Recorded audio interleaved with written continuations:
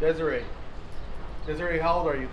32, Are you originally from Arizona? born and raised. What part of AZ? Uh, like 14th Street, East Phoenix. And what's your current situation right now? Are you homeless? Um, kind of in between. Just got approved for permanent housing, so I'm on my way to getting out of that. That's good. Were you homeless before? Yes, How long were you homeless? since I was 16. How did you end up in that situation at 16 years old? I, my grandparents kicked me out when I was 16. So did you grow up with your grandparents? Yeah. Well, my mom ended up going to prison. She ended up getting hit with 14 years for vehicular manslaughter. So, and my dad was never around. So, my grandparents ended up taking custody of me for the time being, but really didn't want to, kind of thing. So, yeah, I grew up with my grandparents. So how was your childhood growing up? It was kind of horrible. My grandparents are very like they're Southern Baptist, and my grandma was very into church, and my grandma had a really uh, she had a sour taste about my mom going to prison because like people at church would talk about it, Yeah. and it was like giving her a bad name. So I started getting older, and about when I hit teenager, I noticed an instant change with my grandmother, and I think it's because I started to look more and more like my mom, and I noticed like she would starting to treat me not good, like, and like she was also getting sick. She was going through blood transfusions, and sure enough, like she really wasn't like really recognizing who I was, and like she'd call me my mom. My mom's name's Stephanie, and one like high school year I ended up having to like take care of her because she was always like she was so zoned out on pills like that I couldn't go to school and like leave her like that, like I'd have to stay home and take care of her, and it got rough sometimes, but eventually like me and her butted heads, and like I had to leave. Were you an only child? Yeah. So no siblings, nothing? No, not at all. And now that I'm older, like my mom, I don't know where she is. I know she's in a different state. And my dad, I think, is in prison still, or I don't know if he got out again. And then, yeah, I don't have anyone else. It's just me and my dog. That's crazy, man. So they took your dog at the shelter? Oh no, my dog's always with me. Where you're at? I don't know. I have him, what's it called, as an ESA dog. He's an emotional support dog. Okay. So he goes with me wherever I go. Oh, okay. So Yeah. he's registered? Yep. So you said you ended up homeless at 16. How was that? What did you do to survive at that age? It was horrible. Like, at first, like I stayed with my friends, and I ended up finishing high school. I completed high school. I got my diploma, and then I ended up dating a guy that was on, and that's kind of where it went really south really fast. At what age did you start dating this guy? When I was 18, and that's about when I started. And it just got really out of hand really fast, and up until like maybe I'd say a year ago, or maybe more or less, like, yeah, about a year is really when I like noticed that like I'm done. Like I need to start making certain like movements that are gonna help me instead of hindering me. And like you only get one life, and I'm not trying to spend it like miserable. Like I'm only letting my mind see just right here, and there's so much else in the world that I'm like, not allowing myself to experience. And like I'm telling you, there's so much to do, and I just feel like I deserve the best, and I know I need to get the best, and it's not the best just smoking at a bus stop at Sunny Slope. You know what I mean? Like I'm done with that. Like I've lost so many friends. I just lost a good friend.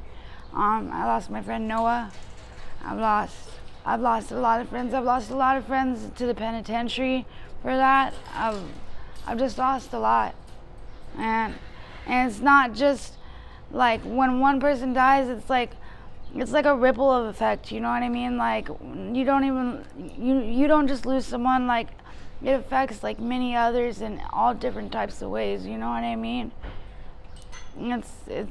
It's a struggle out here, but you really, when they say you gotta want it, it's like you really do gotta want it. You can't do it for somebody else. Like I went, I got up and I got a job not because someone told me to, because I wanted to, because I got tired of asking people, hey, do you have a cigarette, or hey, do you have this, or hey, can I have this? Like I've always been taught, like if I want something, I'm gonna get it, and I'm gonna get it on my own. You know what I mean? No one does it better than me. You know. So you're working now? Mhm. How long have you been at this job for? About a month and a half. Do you enjoy it? Mhm. That's good. Yeah, I do. Prior to that, did you ever have a job before? Yeah, I've always worked. I've always worked. Like even on or drinking or whatever. Like I've still always maintained the ability to work. That's one thing that I can say that I'm happy that my grandparents installed in me, was like to be a working person and never take any handouts, and it's always stuck with me. What kind of work have you done in the past? I've worked so far from dancing to working at Denny's to being a busser at IHOP to working at Ross to working at Slotskis, Wendy's.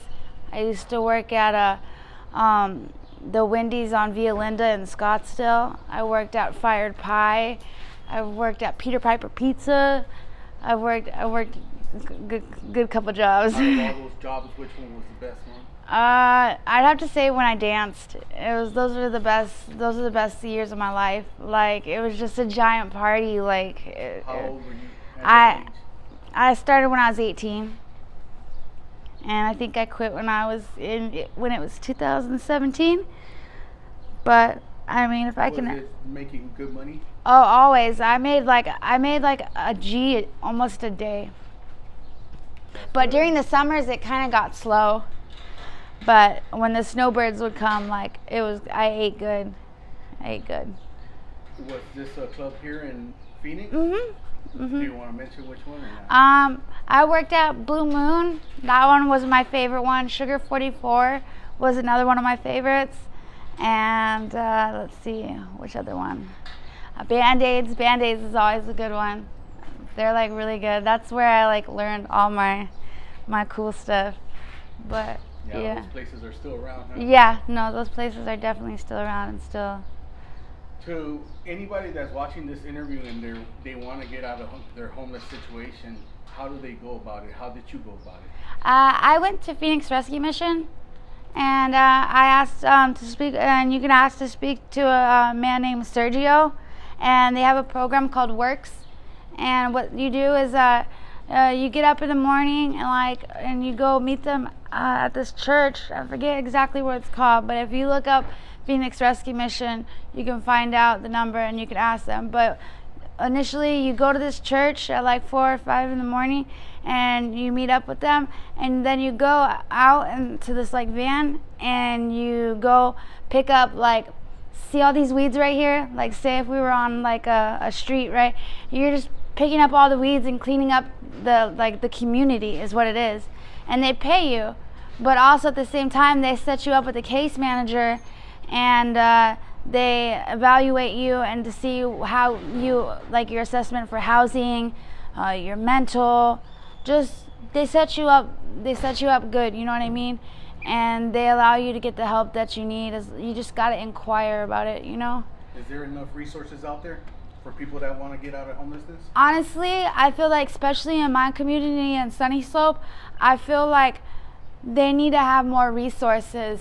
I feel like if everyone wants to complain about how dirty Sunny Slope is and all this stuff, I feel like, well, if this is ground zero for being dirty, how come I can barely find any resources? I feel like they need to make that more obtainable. There's so many people out here stuck on the streets. Give them hope, you know what I mean? Like something. Like there's no places. There's one place I think I know of, Martha's Kitchen. That's actually a good place to go to. But honestly, that's the only one that I know of. That's the only one that I know of, you know what I mean? That really actually is hands-on and helps people, you know? Feeds them, you know? All kinds of stuff. But it is possible, right? What? To get out of homelessness. Absolutely. You gotta want it though. You have to want it. You don't ever try and do anything for somebody else. You need to do it for yourself. And you either want to or you don't. You want to change or you don't. You. All right. Well, thank you for sharing your story. I really do appreciate it. Are you okay with me putting this on my YouTube channel? Yeah. On social media? Absolutely. And just in case somebody wants to reach out to you with any sort of help or donations, do you have any contact information? Yeah, I do. You want to share like an email or something? Yeah. It's all lowercases. It's BASSDESIREE 2 @gmail.com.